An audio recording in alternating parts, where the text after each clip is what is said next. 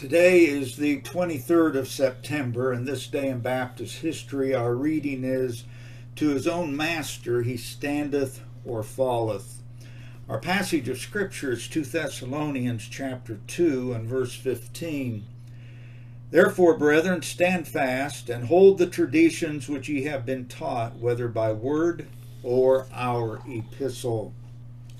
Someone has well said, and I quote, "An opinion is something that a person holds, while a conviction is that which holds the person." End of quote. One of the most cherished and time-honored scriptural Baptist doctrines is that of soul liberty.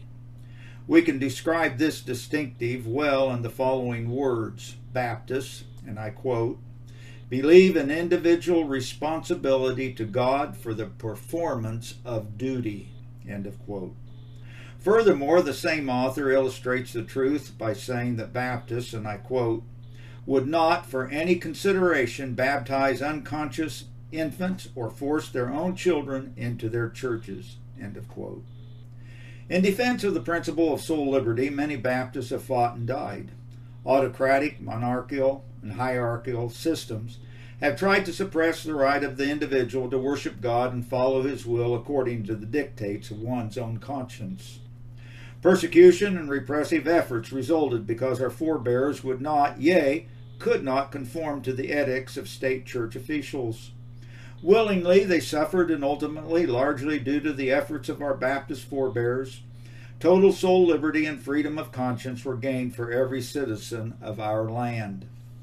In our current society, however, the pressures are mounting again to bring about mind control and uniformity of conviction.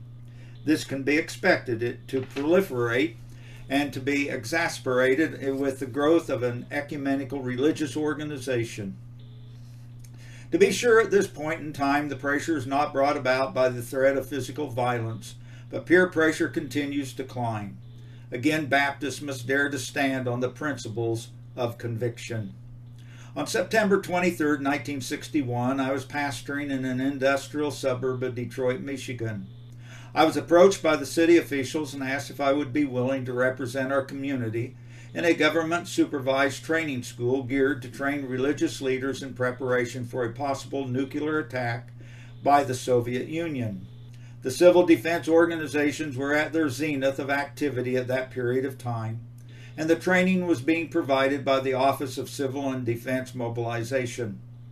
Those of us who lived during those days well remember that many citizens built air raid shelters in their yards and equipped them for use in the event of an enemy atomic bomb attack.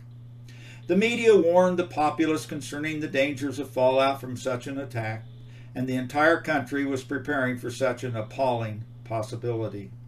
After concluding that my participation would not violate my conviction against ecumenical involvement, and that the training might be beneficial in preparing me to serve the population as a community leader, I consented to attend the school. The material was presented at Sheepshead Bay, New York, where a Coast Guard center was utilized for the seminars.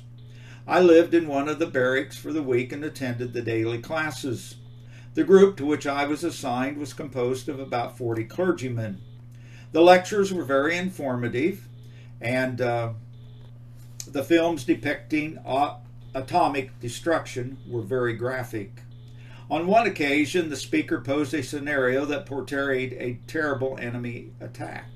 He pictured those who were prepared safely and couched in shelters until the fallout had dissipated sufficiently to allow entrance again into the atmosphere.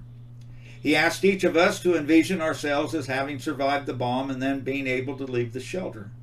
He then suggested a scene and asked for our response.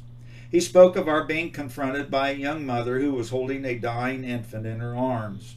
Seeing a chaplain's insignia on our arm, she hurried to our side and pled with us to give the last rites to her dying child. It was apparent that she was from a different religious persuasion. The question was, what would you do? The instructor then asked for a show of hands of those who would comply and grant last rites to the child. Apparently, almost every hand went up as he then defiantly asked, "Is there anyone here who would not comply?" When I raised my hand, there was a gasp in the audience while the instructor was nonplussed and seemed speechless. I explained that the so-called last rites were meaningless and that an infant child would be saved by the grace of God. I then explained that I would present the gospel to the mother about the one who said, "I am the way, the truth, and the life. No man cometh unto the Father but by me."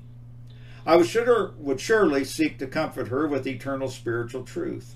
A stir was heard throughout the room. One clergyman indignantly replied, and I quote, "He should never have been allowed to be ordained." End of quote. I defended my position with the time-honored tenet of soul liberty, but from the moment on I was isolated and looked upon as having the plague. Tragically, that time of peer pressure is exerted all too often in our day as our current society is determined to bring all men into conformity.